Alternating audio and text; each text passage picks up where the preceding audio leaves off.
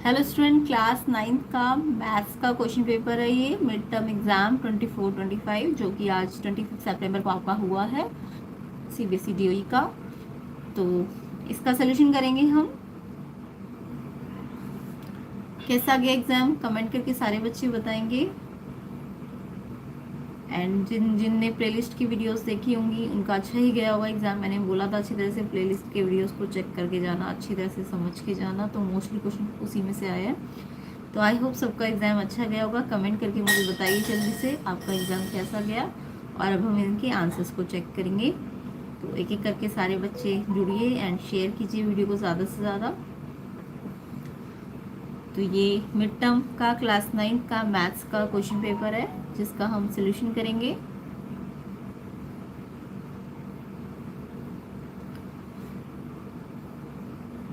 सारे बच्चे बताएंगे कमेंट करके कि कैसा गया एग्ज़ाम।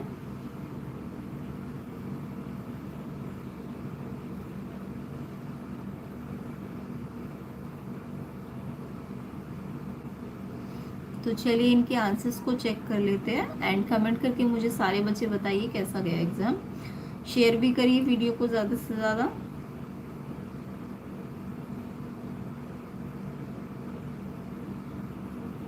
तो सारे क्वेश्चंस कराए हुए ही आए हुए हैं।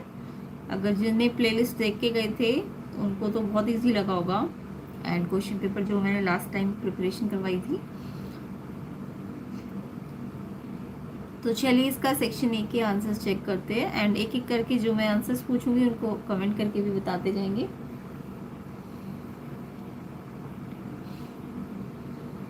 लाइक कर देना वीडियो को ज़्यादा से ज़्यादा, शेयर भी करना ज़्यादा से ज़्यादा। तो देखिए फर्स्ट क्वेश्चन है द वैल्यू ऑफ 125 की पावर -1/3। तो इसका आंसर कमेंट करके जल्दी से बताइए अगर कोई किसी को क्या लगा के आए हो। 125 की पावर -1/3।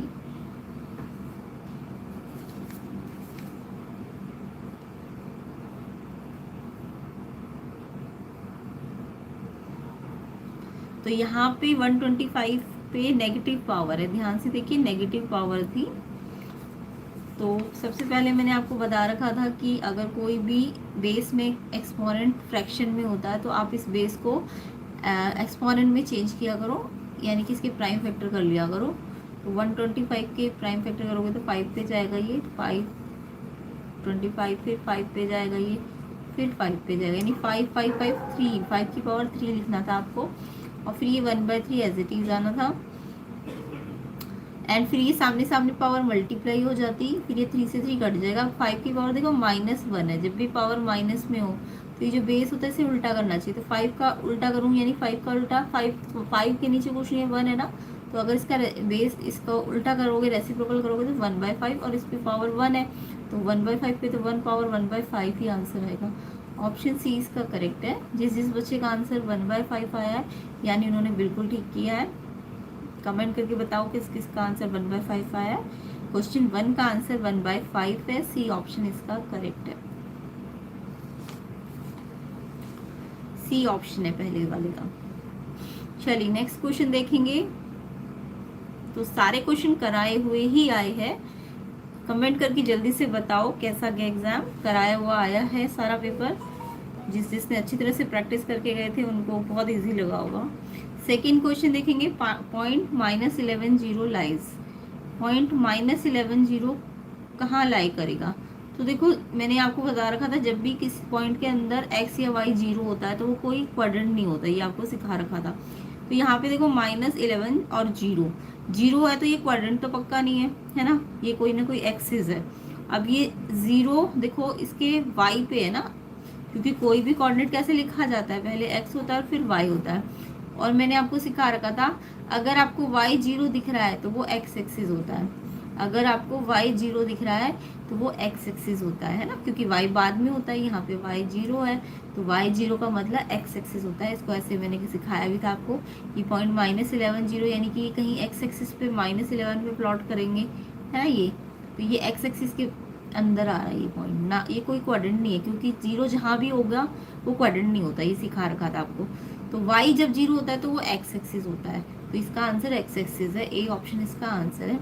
एंड अगर यहाँ पे क्वेश्चन में मान लो ये आ जाता 0 -11, अब x 0 हो जाता, तो x 0 का मतलब ये क्या हो जाता, y एक्सिस। तो ये एक्स्ट्रा पॉइंट बता दिया मैंने आपको, क्योंकि अभी फाइनल एग्जाम भी होंगे तो आपको ये बेसिक नॉलेज होनी चाहिए। क्लियर। तो y 0 होता है तो x एक्सिस होता है। नेक्स्ट क्वेश्चन देखेंगे। नेक्स्ट क्वेश्चन, तो किसका आंसर ए है, सेकंड का ए ऑप्शन, कमेंट करके जरूर बताना। एक्स एक्सिस, और बहुत अच्छी तरह से सिखा भी रखा था आपको, ऐसा नहीं है सिखाया नहीं है। अगर प्लेलिस्ट को चेक करके गए हो, अच्छी तरह से प्रैक्टिस पेपर्स किए हैं, और जो भी क्वेश्चन पेपर्स कराए गए थे सब में मिक्स सारे क्वेश्चन वही आते बार बार, तो इसलिए मैंने आपको कहा था अच्छी तरह से प्रैक्टिस कर लेना। वीडियो को शेयर करो, लाइक करो, ज़्यादा से ज़्यादा फ्रेंड्स को शेयर करो वीडियो को। थर्ड क्वेश्चन देखेंगे।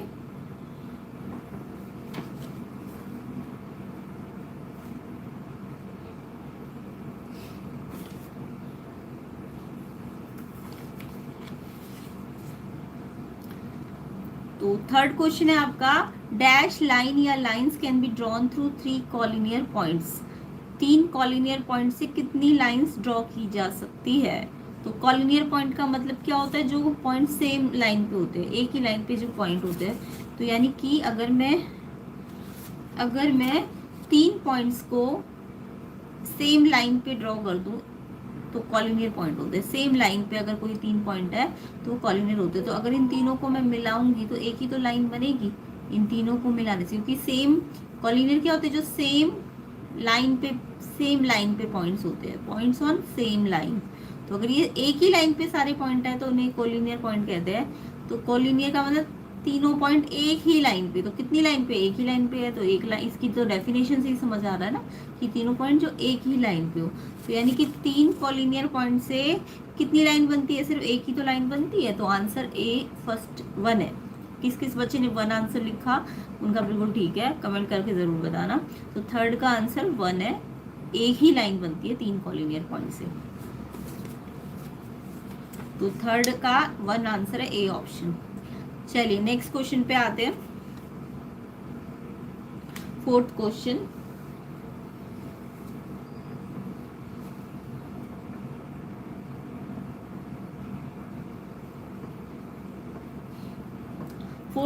था आपका, 2 sides of triangle are 15 and 11 and semi perimeter आपको गिवन था 19 सेंटीमीटर। दो ट्राइंगल की साइड, तो मतलब 2 साइड दी है एक ट्राइंगल की, और तीसरी नहीं दी आपको, बट सेमी पेरीमीटर दे रखा है। सेमी का मतलब मैंने आपको सिखाया था पेरीमीटर का आधा, है ना, पेरीमीटर का आधा 19 है। यानी सेमी पेरीमीटर अगर 19 है तो बताओ पेरीमीटर कितना होगा, डबल होना चाहिए ना। अगर सेमी पेरीमीटर 19 है तो पेरीमीटर कितना होना चाहिए, डबल होना चाहिए। तो 19 2 जा 38, एक तरह से पेरीमीटर आपको 38 गिवन है। तो पेरीमीटर दिया होता है तो दोनों साइड पता है, तीसरी निकल जाती है ना, पेरीमीटर की हेल्प से कराया हुआ था ये क्वेश्चन लास्ट, मतलब लास्ट प्रीवियस डे ही कराया था ये क्वेश्चन मैंने आपको, तो आपको इजी लगा होगा ये क्वेश्चन। सेमी पेरीमीटर 19 है तो समझ जाओ पेरीमीटर डबल होता है तो पेरीमीटर 38 है, और पेरीमीटर का फॉर्मूला लगा के थर्ड साइड निकालनी थी आपको। तो सिंपल सा क्वेश्चन था। तो यहाँ पे सेमी पेरीमीटर मतलब जो भी पेरीमीटर होगा उसको 2 से डिवाइड करते हैं, सिखा रखा था आपको। सेमी पेरीमीटर क्या होता है, पेरीमीटर को आधा करते हैं, ठीक है। तो पेरीमीटर कैसे निकलता है, तीनों साइड का टोटल अपॉन में 2। पेरीमीटर तीनों साइड का टोटल होता है, और फिर 2 से डिवाइड कर दोगे तो सेमी पेरीमीटर आ जाएगा। अब ये सेमी पेरीमीटर आपको 19 दिया है, और ये पहली साइड सेकंड साइड दे रखी थी, थर्ड आपको निकालनी थी। सिंपल सा क्वेश्चन था ये।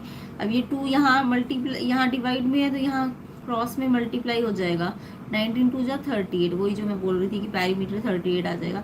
और पेरीमीटर 38 आ जाएगा तो थर्ड साइड कैसे आएगी, इन दोनों को प्लस करके वहां ले जाके माइनस करना पड़ेगा।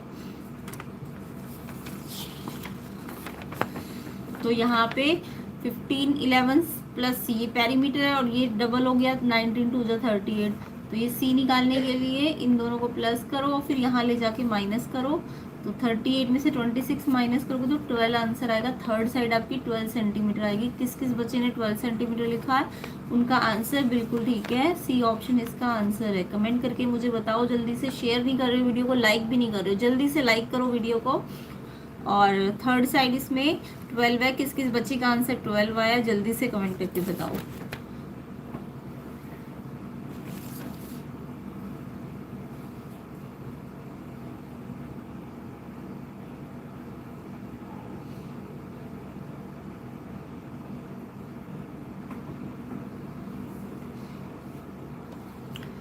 नेक्स्ट क्वेश्चन देखेंगे। नेक्स्ट क्वेश्चन है आपका, विच of the following is an example of A repeating decimal. इनमें से कौन सा रिपीटिंग डेसिमल, रिपीटिंग मतलब समझते हो, जो कभी खत्म ना हो और सेम नंबर बार बार रिपीट हो, सेम नंबर बार बार रिपीट हो, तो उसको हम रिपीटिंग डेसिमल कहते हैं। तो जो कभी एंड ना हो, यानी उसमें डैश डैश करके लगाओ, तो यहाँ पे ये तो एंड हो गई ना, ये नंबर ये 5 पे एंड हो गई, इसका डेसिमल एक्सपेंशन 5 पे खत्म हो गई, ये दोनों तो एंड हो चुके हैं। तो ये तो रिपीटिंग नहीं, रिपीटिंग वो होते हैं जो कभी खत्म ना हो बट सेम रिपीटेड हो। तो ये तो एंड हो गए ना, इनका डेसिमल एक्सपेंशन तो कहीं ना कहीं पे जाके खत्म हो गया, क्योंकि डैश डैश तो लगा नहीं है, तो इनमें से कोई भी एक नहीं होगा। ये तो टर्मिनेटिंग है, टर्मिनेटिंग कभी भी रिपीटिंग नहीं होते। तो इन दोनों में से आपको छांटना है कि रिपीटिंग कौन सा है। तो देखो ये वाला अगर मैं देखूँ तो पॉइंट क्या, 2 3 4 6 7 9, ये तो सेम रिपीट हो ही नहीं रहा है। हाँ ये देखो 6 6 6 रिपीट होता जा रहा है और खत्म भी नहीं हो रहा है ना। तो ये जो है, जब पॉइंट के बाद रिपीट भी हो और सेम रिपीट हो, तो जब सेम रिपीट होता है तो उसको रिपीटिंग डेसिमल कहते हैं। तो इसलिए इसका आंसर ऑप्शन बी है। आंसर क्या होगा फिफ्थ का, ऑप्शन बी, क्योंकि इस नंबर को मैं क्या लिख सकती हूँ, 0.6666 बार बार रिपीट हो रहा है ना और ख़त्म भी नहीं हो रहा, तो 6 के ऊपर ऐसे करके हम इसको बार लगा सकते हैं। मैंने आपको सिखा रखा था, जिसके ऊपर हम बार लगा सकते हैं वो रिपीटिंग डेसिमल एक्सपेंशन होता है।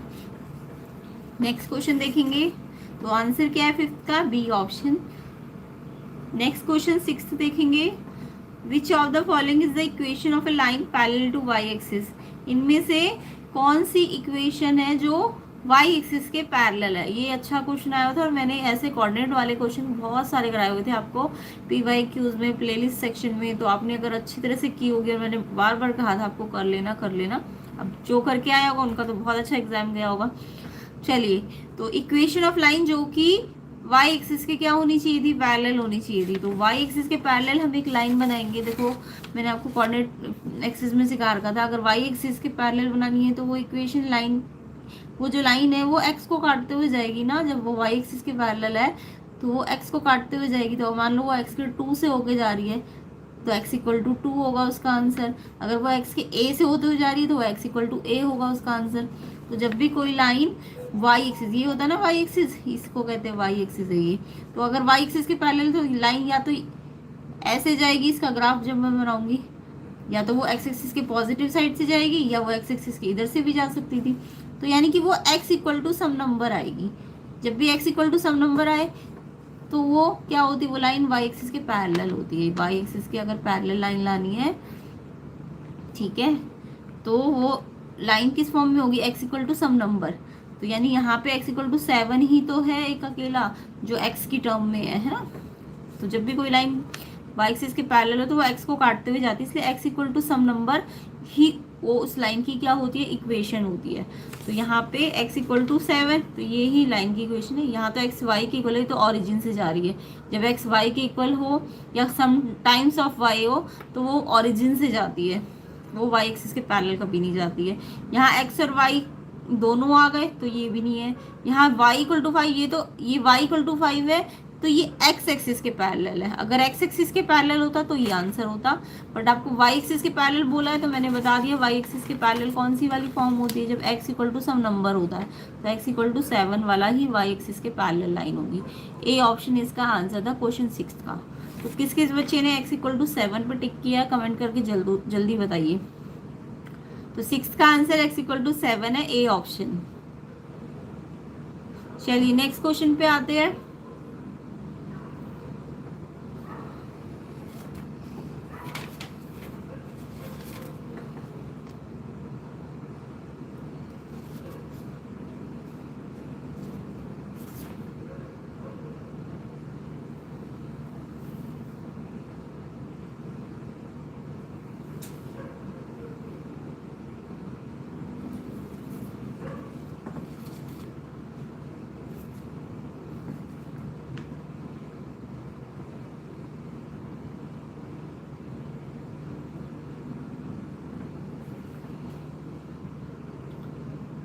तो नेक्स्ट क्वेश्चन है हमारा 7th question. In triangle P Q R के इक्वल है, एंगल पी क्यू आर 50 था और आपको पी आर क्यू फाइंड करना था।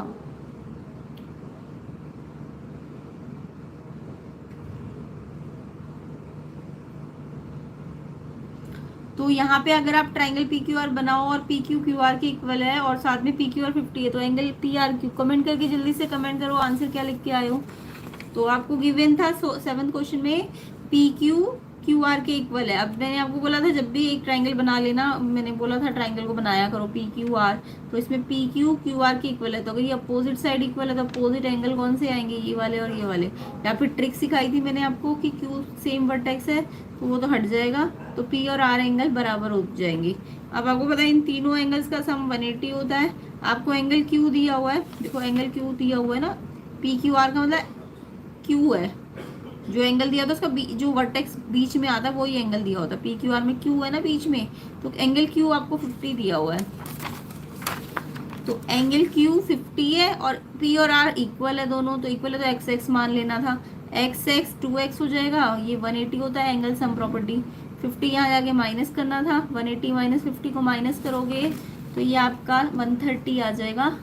और फिर आपको 2x 130 आया तो x निकालने के लिए 2 से डिवाइड भी करना था, तो 65 इसका आंसर था। कमेंट करके जल्दी से बताओ किस किस बच्चे का आंसर 65 डिग्री आया है। ऑप्शन डी इसका करेक्ट आंसर है। क्वेश्चन नंबर 7 का आंसर ऑप्शन डी हो जाएगा।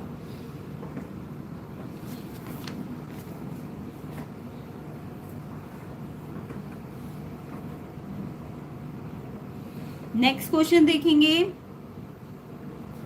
नेक्स्ट क्वेश्चन है the perpendicular distance of point -2 -7 from y axis. ये भी आपको सिखा रखा था, जब भी कोई परपेंडिकुलर डिस्टेंस y एक्सिस से निकालते तो मैंने ट्रिक सिखाई थी इसकी कि y एक्सिस से अगर परपेंडिकुलर डिस्टेंस है तो अगर डिस्टेंस फ्रॉम y एक्सिस है तो वो एक्चुअल में x के इक्वल होनी चाहिए, और x भी नहीं, x के पॉजिटिव मॉड लगाना होता है। x का जो भी पॉइंट होगा उसके पॉजिटिव के बराबर होनी चाहिए। तो ऐसे समझ लो y एक्सिस से कोई डिस्टेंस, देखो ये मान लो एक पॉइंट है, इसका y एक्सिस से कोई डिस्टेंस, तो y एक्सिस का मतलब ये वाला परपेंडिकुलर डिस्टेंस है ना। और मैंने एक चीज और बताई थी, y एक्सिस के अगर कोई डिस्टेंस होता है तो वो हम x एक्सिस के पैरेलल होता है, ये भी आपको सिखा रखा था। पैरेलल किस एक्सिस के होता है, x एक्सिस के। अगर y एक्सिस से कोई डिस्टेंस है तो वो x एक्सिस के पैरेलल होता है, और वो अगर पैरेलल टू x एक्सिस है तो मैंने कहा था वो x पॉइंट के ही बराबर होता है ना, सिखा रखा था ये आपको। तो y एक्सिस से डिस्टेंस x एक्सिस के पैरेलल होता है, और फिर वो x, देखो अगर यहाँ पे मान लो 2 5 होता तो ये जो होता ये वाला डिस्टेंस कितना होता है, इस x पे आता ना, ये डिस्टेंस कहाँ पे आता है x पे, तो x का कितना था 2। तो मैंने आपको सिखा रखा था distance from y axis x के बराबर होता है, और x में डिस्टेंस है क्योंकि तो पॉजिटिव लेना होता है। तो यहाँ पे अगर मैं इस पॉइंट को देखूँ -2 और -7 को, तो y एक्सिस के डिस्टेंस को हम x पॉइंट लेंगे, तो x पॉइंट तो माइनस में है बट मैं इसमें पॉजिटिव लूंगी, तो 2 यूनिट्स है। और अगर यही क्वेश्चन y एक्सिस की जगह x एक्सिस पे होता, डिस्टेंस फ्रॉम x एक्सिस, तो डिस्टेंस फ्रॉम x एक्सिस में हम फिर y पॉइंट लेते, यानी तब आंसर 7 आता। अभी फिलहाल y एक्सिस से है तो x लेना होता है, और x का भी पॉजिटिव नंबर लेना होता है क्योंकि डिस्टेंस है। तो 2 यूनिट किस किस बच्चे ने लिखा है, बिल्कुल ठीक आंसर होगा। कमेंट करके जल्दी बता दीजिए कि किस किस बच्चे ने 2 यूनिट आंसर लिखा है। डी ऑप्शन इसका आंसर है क्वेश्चन नंबर 8 का। y एक्सिस से पूछा था तो आंसर x पे आएगा, माइनस में नहीं आएगा, प्लस में आएगा। D option 2 units. अगला क्वेश्चन देखेंगे, तो हिंदी मीडियम वाले बच्चों को भी आंसर समझ ही आ गए होंगे। 125 -1/3 की वैल्यू आ रही है आपकी 1/5। C option. -11 जीरो स्थित है x अक्ष पर, ए ऑप्शन। 3 संरेखी बिंदु से सिर्फ एक रेखा को खींची जा सकती है, एक ए ऑप्शन है इसका आंसर। 4th, एक त्रिभुज की 2 भुजाएं दी थी, उसका आधा परिमाप दिया था, तो पूरा परिमाप 38 को इसमें से 15 और 11 को माइनस करोगे तो आंसर आएगा आपका, कितना आया था आंसर, 12 सेंटीमीटर। सी ऑप्शन है इसका आंसर। कौन सा आवर्ती दशमलव है, यानी कि आवर्ती मतलब जो रिपीट हो, कभी खत्म ना हो, तो 0.666। बी ऑप्शन इसका आंसर है। कौन सा y अक्ष के समांतर रेखा का समीकरण है, y अक्ष के समांतर है तो वो x equal to some number होना चाहिए, तो x equal to 7। A option इसका आंसर है। Next question, triangle P Q R में पी क्यू क्यू आर के बराबर है, पी क्यू आर 50 है, तो ये मैंने अभी सिखाया था आपको कि ये आपका सॉल्व करोगे इस क्वेश्चन को, तो ऐसे करके इसे सॉल्व करेंगे तो ये आपका आ जाएगा 65 डिग्री। ऑप्शन डी इसका करेक्ट आंसर है। और वाई एक्स से किसी बिंदु की दूरी पूछी जाए तो एक्स के बराबर लिखना होता है, और माइनस में नहीं लिखना होता, प्लस में। तो ये -2 है बट आंसर प्लस में आता है क्योंकि दूरी प्लस में होती है। डी ऑप्शन आंसर है। चलिए नेक्स्ट क्वेश्चन देखते हैं।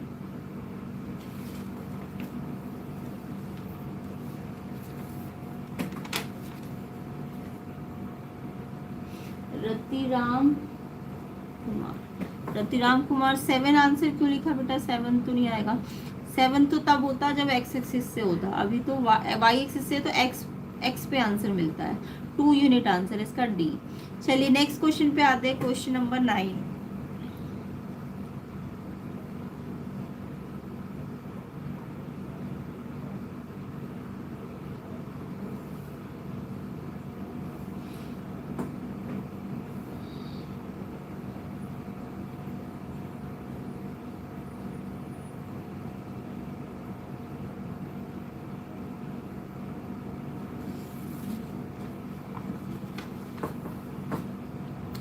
नेक्स्ट क्वेश्चन, वीडियो को शेयर कीजिए, ज्यादा से ज्यादा शेयर कर दीजिए वीडियो को अपने फ्रेंड्स को। Next question number 9, a solution of the equation x + 2y = 4 is.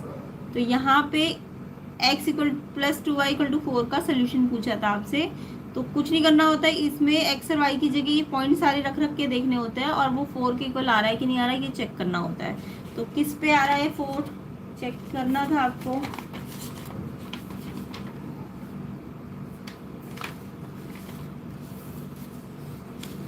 तो क्वेश्चन नंबर 9 में ये जो x + 2y = 4 है, इसमें अगर मैं फर्स्ट पॉइंट 0, 2 रखती हूँ तो देखो x तो 0 है और y 2 है।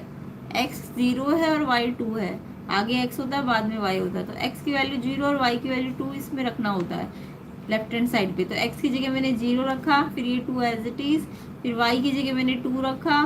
तो ये इसी से 2 2 जा 4 इसके बराबर आ गया ना। तो अगर पहले वाले से ही बराबर आ गया तो ये ही इसका सोल्यूशन है।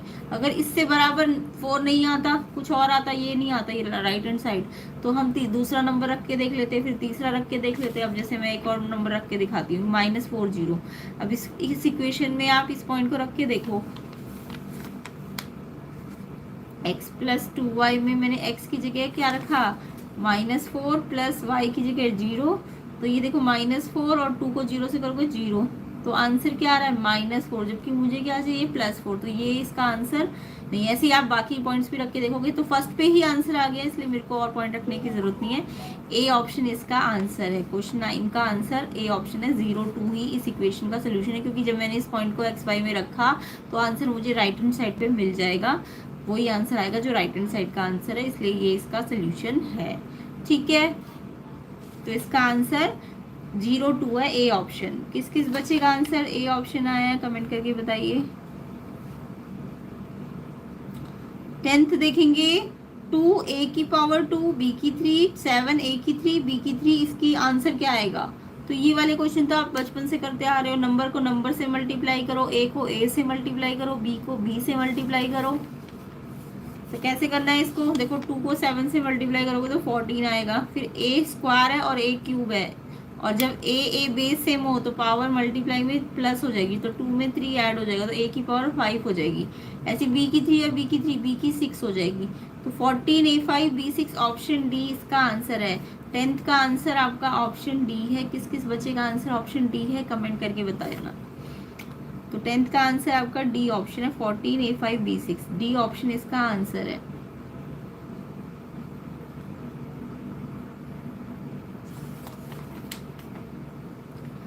नेक्स्ट क्वेश्चन नंबर 11 देखेंगे, a solid has dash dimension. कोई भी सॉलिड की कितने डायमेंशंस होते हैं।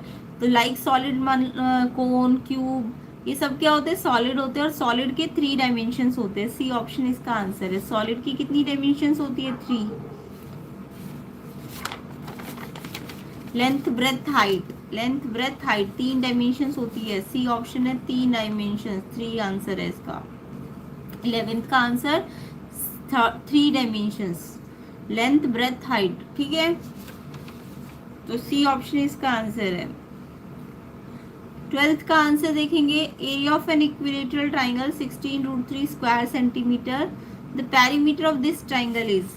यहाँ पे आपको बोला है कि ये क्वेश्चन तो मैंने इतनी बार करा रखा था, आपको बहुत ही बार करा रखा था, कमेंट करके बताओ जिन जिन बच्चों ने वीडियोस देखी थी वो ये वाला क्वेश्चन करके आए कि नहीं आए। इतनी बार कराया था और बोला था कि जितनी क्वेश्चंस कर रहे हो आप 3 से 4 प्रैक्टिस पेपर क्वेश्चन पेपर्स उनको अच्छी तरह से अपने नोटबुक और पेन के साथ ले करो, सिर्फ देखना नहीं होता है वीडियोस को। तो ये क्वेश्चन का आंसर कमेंट करके जल्दी बताओ मुझे क्या आंसर आ रहा है। Area of an equilateral triangle 16√3 square centimetre. तो आपको इसका पैरीमीटर निकालना था। कम से कम मैंने से अभी 2-3 दिन के अंदर अंदर 3-4 बार कराया था ये क्वेश्चन। कमेंट करके जल्दी से आंसर बताओ इसका पैरीमीटर कितना आया।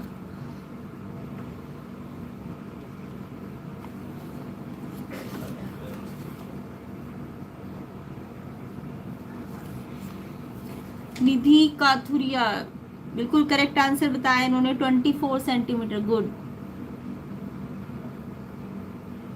48 लिखा। देखो आंसर पता है आपको 24, बट आपने गलत लिख के आ गए हो, कोई बात नहीं।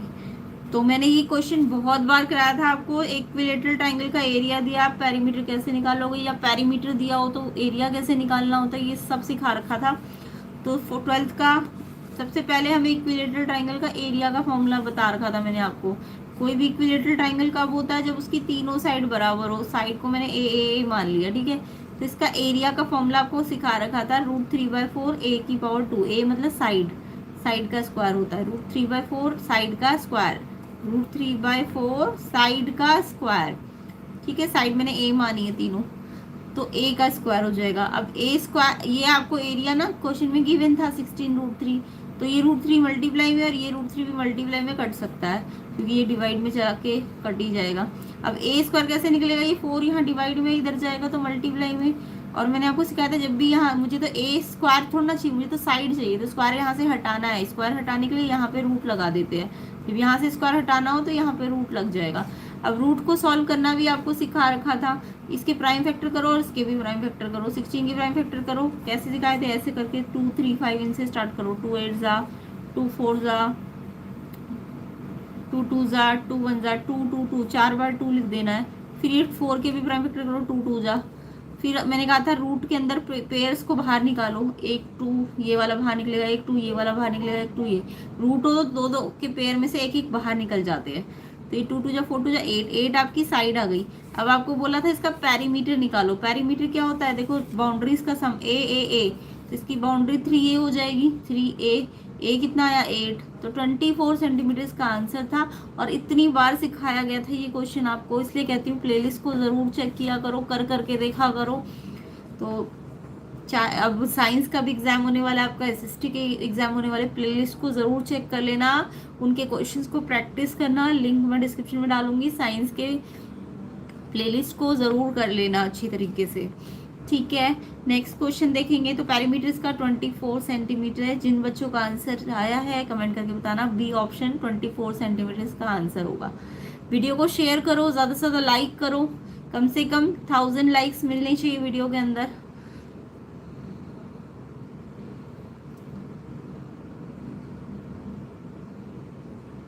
एसएसटी का भी प्लेलिस्ट बना हुआ है, उसे भी चेक कर लेना अच्छी तरीके से। PYQs कर लेना 3 से 4। चलिए 13 क्वेश्चन को देखेंगे। Linear equation x + 2y = 5 has dash solutions. ये क्वेश्चन भी कराया हुआ था। अगर आपने ना लास्ट जो मैंने एक हफ्ते के अंदर 2-3 वीडियोस डाली थी, उनमें ये सारे क्वेश्चन मैंने इतनी बार रिपीट किए हैं, इसलिए बोलती हूँ अच्छी तरह से किया करो क्वेश्चन को। तो लीनियर इक्वेशन x + 2y = 5 के कितने सोल्यूशन है। तो मैंने आपको सिखा रखा था कोई भी लीनियर इक्वेशन के सिर्फ एक सोल्यूशन नहीं होता, उसके बहुत सारे सोल्यूशन हो सकते हैं। एक लीनियर इक्वेशन के बहुत सारे सोल्यूशन हो सकते हैं, तो यूनिक नहीं होगा, इसका आंसर इनफाइनाइट होगा।